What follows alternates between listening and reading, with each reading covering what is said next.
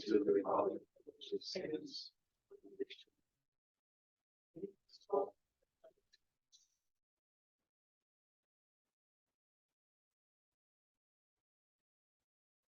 Thank you all for joining us this evening. I'm going to do my best to stand in for Kim, who is not able to be with us this evening, our president. And so for this first portion, for the first half hour, it's the public forum portion where anyone from the public can share any thoughts, ask any questions of the boards. There can be interaction back and forth between public and any board member. So I'd like to open it up to whoever would like to begin.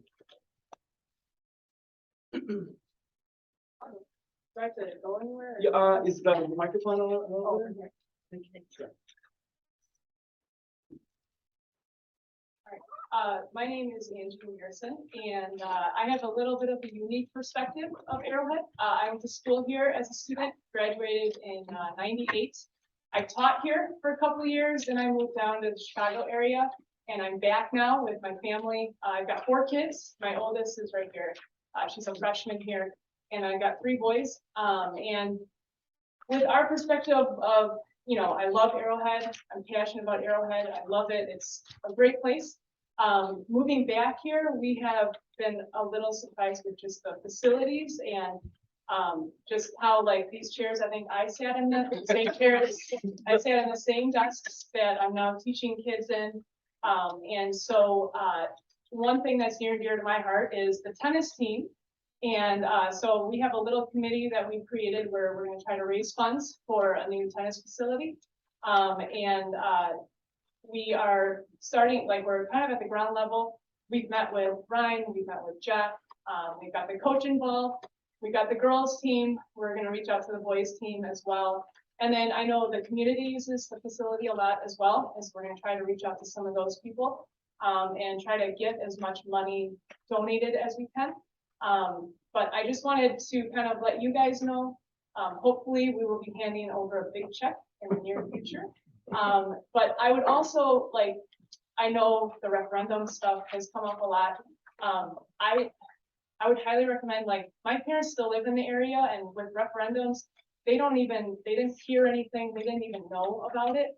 I think Arrowhead needs some kind of a PR person or somebody to run that, to get the community involved. Everybody around here loves the school. They realize their property value depends on the school being successful. And I think we really have to try to keep up with the schools around us as well.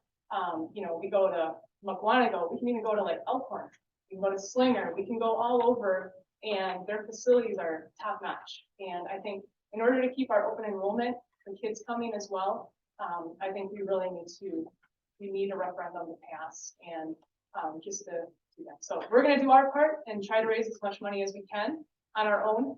But that's it. So thank you very much for what you guys are doing, and hopefully we'll have some good news in the near future. So, yeah. I was going to let you know my son is on the tennis team. He was in spring, and one of the coaches did bring that up about the fundraising effort. So I know it was relayed over. Yeah, we're working with Cindy. She's done some work on it. Cindy Ziegler-Fritz. She's done some background work, and now some of us parents are trying to give it a little bit of energy and give it a push to try to get it going. So yeah. What is your target goal to reach? Well, that is an interesting question. We just met with Ryan last week. We think the whole project dream would be that road is moved. And I think that has been drawn up as well. We have a drawn up plan that I got from Arrowhead, from Ryan, because it is a danger.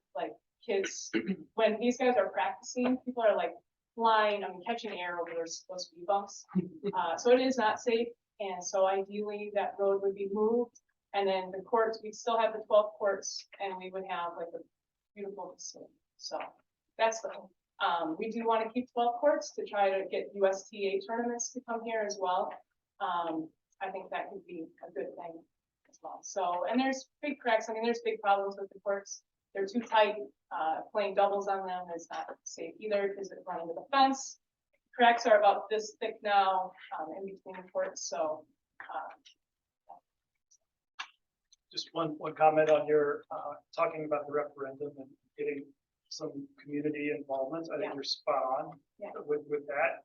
I honestly think it's gonna have to be someone from our community kind of championing that and Yeah. taking that on so that it's not the board suggesting it necessarily or the administration Right. suggesting it, that it's actually ground roots from the community. Yeah. So any help and support there Yeah. and kind of getting that rolling would be great, or anyone else in the audience thinking the same way. Yeah. Because I think you're spot on. It's gonna take that level of Right. initiative. And I think we have to depend on our community to help with that. yeah, for sure. And, I mean, I think we've got a little group of pretty passionate parents, and, I mean, I know the pool people have people that, like, and baseball team has people, so, like, we're all trying to do our own part. But I think maybe if we can kind of join forces and start knocking on doors and stuff like that. But yeah, I agree. Yeah, gotta get it passed. Thanks, Angie. Thank you. Thank you. Quick comment from back here. Yeah. I don't think the speakers are working as hard again. Oh, okay. Yeah. That one's a difference, yeah, so that's on the. Donna, do you want to turn that one up a little? Oh, Now we get the fun buzz. you did radio, didn't you?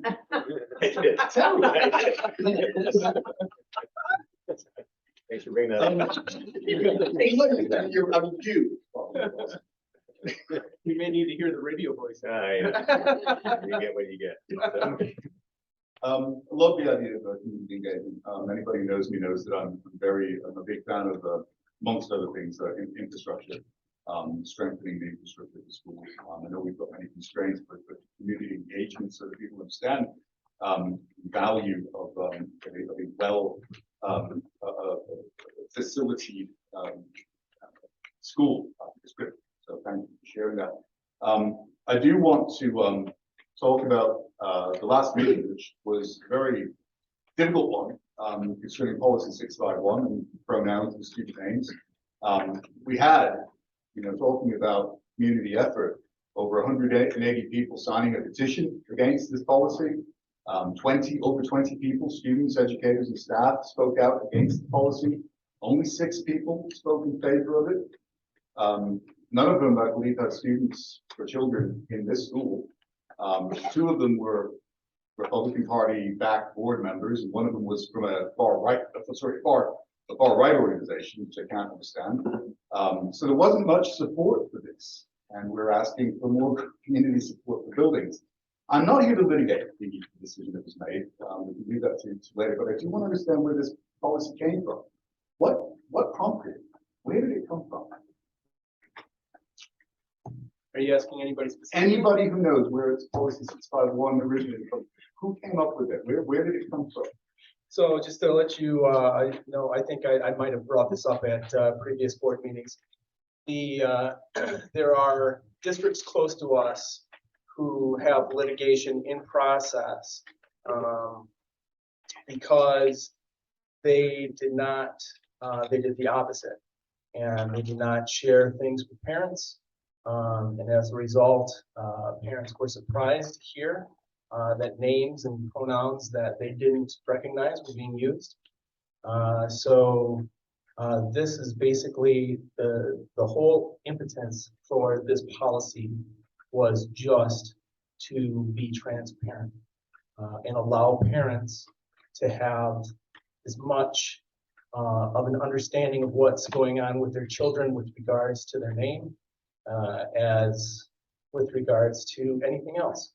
But I understand, but that it was prompted to avoid a potential loss. That's where it came from. That was a piece of it. The other piece was really just to continue to show the transparency between parents and school. Were there any parents who requested this? No. There were no parents who requested it.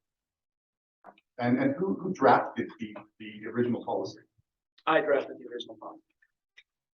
you can help, it's a bit of a mystery as to why the wording was almost word for word from Wisconsin Institute for Law and Liberty. Why was that? To try to be as safe as possible with regards to legality, and as with any other policy, as things progress, we got more input and more understanding from other legal professionals, and changed and developed into what it is today because of input and concerns, to be as broad as possible. Okay. One last question, just on the legal advice. I know that we've had something occur in a feeder school district where a board member there has secured legal advice from the same backup firm that we have. So I know we've got two firms or individuals providing legal advice at Holy's Law. And in that case, around $3,000 in legal fees were incurred for legal advice on these, what I would call culture war policies on social emotional learning and on informing parents of a child's sexual or gender orientation, outing for the parents. How much have we spent on legal advice for policy 651 and 334J? You know? I don't specifically know about those policies. Sorry, I turned this off because otherwise I can get too loud. However, to consult with legal representation is a common thing at school. Oh, no, I understand that. I just didn't know if you knew how much had been expended on that. I do not. Thank you.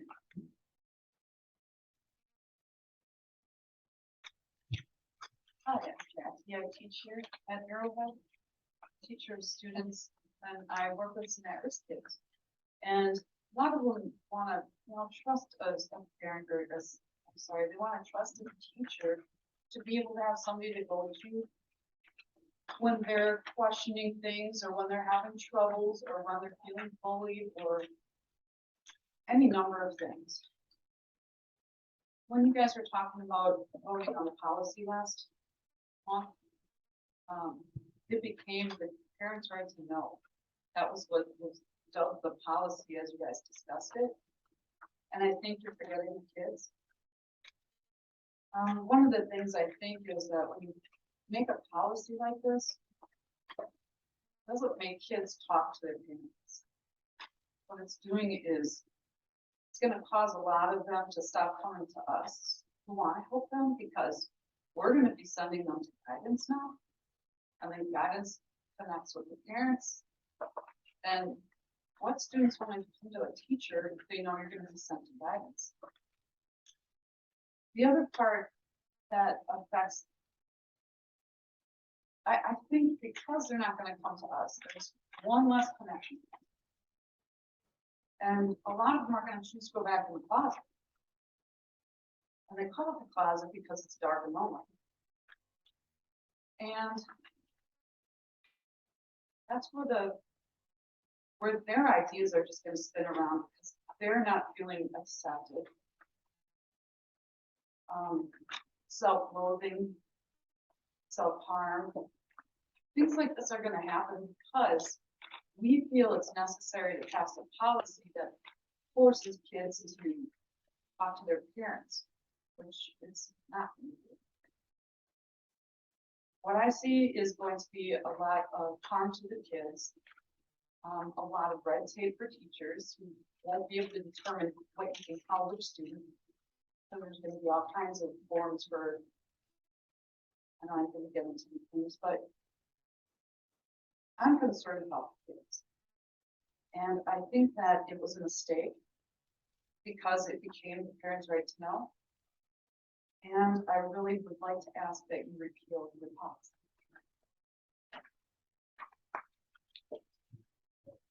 Thank you, Jackie. Hi there. There are format. Yeah, if you could share your name, that'd be great. Okay, I'm Darcy Southwick. You all have received a lovely email from me, and I've only received responses from a couple of you. So that's unfortunate. I was hoping to hear back from everybody. I too had questions about where the policy came from. It was not requested by a parent. Like Mr. Parrish, do you have students in the school? I have three kids in the school. And are you worried about them not sharing pronouns with you? I think every family with teenagers has challenges. I'm asking about this specific challenge. Am I worried about that? Yeah. No. Okay, so I'm then confused as to why you drafted it up and why it was a concern. Like, if no other parents in the district requested it and you don't have personal issues with this within your family, it concerns me that that doesn't represent the entire district and the entire student body. That was a very personal decision on your part then. I do have a gay child, not even at the school, but hopefully coming to this school. And I'm lucky enough to have a very good relationship with my child. They came out to me a year or two ago, and things are fine. But there are plenty of instances where children do not have that safe space at home. And I think that the families are really where that should lie. I don't think that the school board should be in charge of whether or not a child is mentally ready to come out to their family. Can you only imagine how much a child who is trans or gay, even I'm going to say the easier version of being lesbian or gay, homosexual, because that's, been around for so much longer in the public eye, right? But nowadays, so many kids are struggling inside with all these emotions. And basically telling them that they cannot be safe at school. And I think that is incredibly unfortunate. And the fact that it wasn't brought to attention by any other parents tells me that it wasn't such a big issue in this area. You talked about the lawsuit. I do know that one of your law firms actually suggested you do not write policy on this, correct? That's always, is that the name of it? Yep, that's correct. So you went against legal advice on a policy that was not brought to you by anybody like yourself. I think that is irresponsible and then also very hurtful to the children. Very hurtful. And I'll be here every week if I have to, but I also very, very much would hope that you would repeal the policy. Thank you, Darcy. Any other thoughts from anyone else? I think some other schools in the district, Waukesha in particular, came out with their pronoun policy. We're watching. They came out with a signage policy, no flags or anything in the classroom, which I personally believe we should also consider. I don't think policy always needs to come from parents suggesting something to the school board. We're watching what's happening in other school boards too. And we felt that that was a good thing for us to follow suit. It was leave the parents in charge of minor children who are not 18. And a lot of their brains aren't fully developed or anything like that. And I don't want to leave the parents out of the picture. I don't want to leave them out of the picture either. I just don't think it's your job to tell them when they get to know. Your child should be able to decide when they are ready. Like, think about this. If you were, I don't know, if you had some big news to share and someone walked in and pulled it for you, stole your thunder, so to speak, how would you feel? Probably not that big a deal because it's not about your sexual orientation or gender, right? But if it was, you got a promotion or something like that, you're still gonna be a little irritated. But think about the children who are struggling in front of it. It is a huge, huge deal. I get my child counseling, okay, but not all kids get that, right? And it's really, really unfair to those who don't have access to that. They come to school thinking it is their safe place. They're around their friends and their peers, and they are supposed to be figuring it out in their junior. They don't know. My child's getting out. Who knows if they will be in 5 or 6 years? I don't know. I mean, chances are most likely, but they tell me things about where they are, and I think that's pretty much what they're for to know, to feel that way. So that's okay. But nowadays there's so much pressure to label every possible way to identify that it just puts kids at a disadvantage, I think, and they are really, really wanting to have a safe teacher. And they don't have it. You guys are gonna really- And, you know, I will reference my email now because one person, I think it was the parents, said that it was not geared toward one particular group of students, that it applied to the entire student body, but including the caveat about pronouns being changed is only for one class. How many other students you know besides those who identify different in their gender? I guess everybody's saying nobody, right? So it is very discriminatory. And I understand that you take things from other places, but for our community, we should be looking to our constituents. You have teachers, I don't know how more people voting or speaking against the fact that policy versus speaking for it. Well, I also know of quite a few people who approached me and said we were doing a good thing, but they were afraid to come and talk about it. And I have probably just as many telling me, thank you for standing up for us, because I am afraid of. To encourage them to come out. Well, they're afraid too for what might happen, because if you speak out against certain crowds, something can happen.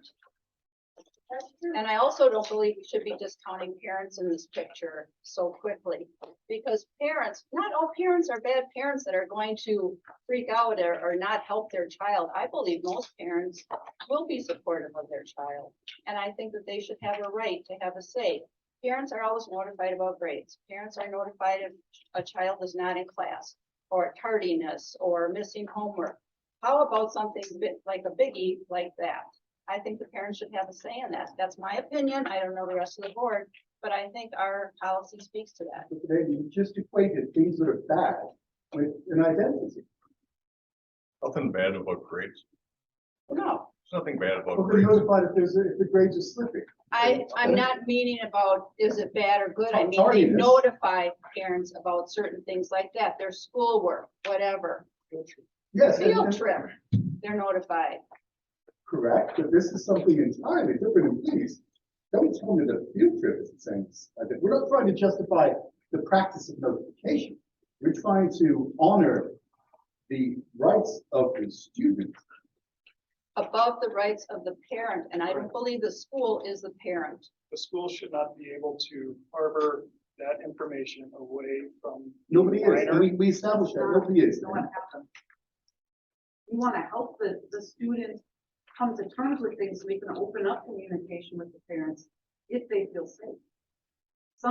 Last year, I had a student who was considering, like, she was brought up female, but she was afraid to tell her parents, not because of fear of being hurt, but it was a fear that all those years of them seeing her as a girl was now going to change, and she wasn't ready to spring that on her parents yet.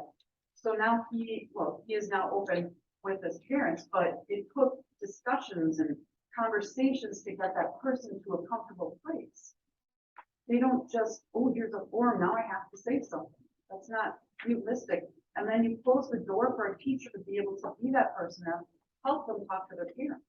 Yeah, but the teacher doesn't get to be that person to the exclusion of the parents. It's not get to be, it's the one they trust Well, at that point in time, so we can help them trust their family better, no. help them transition.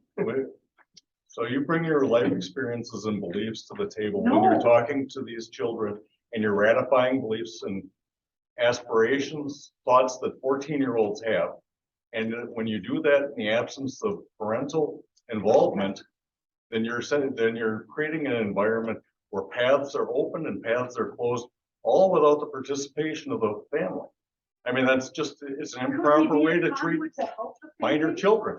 And it's nice that you can support your students. That's what we would expect from our staff at any time. Yeah. But you don't get to do that to the exclusion of the parents. No, we're not trying to exclude, we're trying to open communication by helping them talk about what they're feeling. And there's talk no about- prohibition in this policy that prevents you from doing that, is there? Yeah, if a student comes out to you, there's no telltale law in that policy. It's not about telling, it's about helping the student feel comfortable with Policy themselves so doesn't, they the policy can. doesn't stop you with Zoom from helping. and They will come supporting to you me, in an effort. they will come to me if I say, I'm sorry, you need to go talk to the guidance. Why would you Because say that? If because something there's no- Something comes out on, comes up to you. because I'm being directed to No, do. you're not. I even heard it one time where. Did you read the policy? Yes, I read it. Oh, you, And okay. So Tim, I think Tim, let me interrupt for just a minute. I appreciate all the back and forth. That's what this is really all about, but we have another individual that would like to share some information. We only have 5 minutes left. I think Tim Langer put it very succinctly. This policy is meant to include parents. It's not to the exclusion of parents. That's really the bottom line. Okay, go ahead if you have some information you want to share or questions. I just have several comments to make. Listening to all of this, being at the meeting last month and walking out of the meeting, or it wasn't discussed it. I was thankful later that it did get approved and I shared that with the board. First of all, this is Arrowhead High School as far as I can tell. This is a learning institution. It's not a social club. It's not a psychologist office. It's a place where you learn and then you eventually graduate and go on to higher learning or other trades and jobs and so forth. There are no safe spaces. Maybe they build a special room at the EW campus. I don't think they built one here yet. I know they've contemplated bathrooms and such. Living double lives, I don't understand. It's incomprehensible to me that a student can live a different life at their high school versus at home and act totally different and do a 180 coming off the bus. Doesn't make sense to me. If they're inclined to go down that road of an alternate lifestyle and an alternate sex or gender, somewhere that comes out. I don't know where it comes out, but I don't know that anybody can so far change their clothes and go in as a guy and leave and change their clothes and come as a girl. Doesn't make sense to me. If there's bullying surrounding this whole topic of discussion, that needs to be eradicated. Whatever that takes for the board to do, whatever, how harsh or unharsh, because everybody's an individual. If they want to live a certain way, we can smile and wave at them down the hallway. We don't have to call them names and belittle them for their choices, even if those choices are temporary due to the adolescent nature of their growth, hormones, peer pressure, groups, cliques, whatever the heck it is. We have to respect them at that point in time.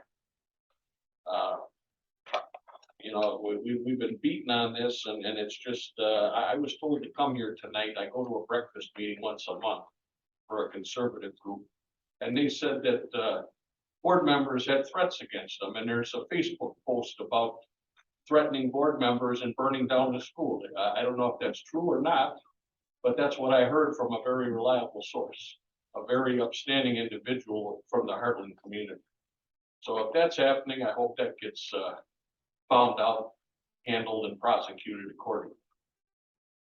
Other than that, we live in America.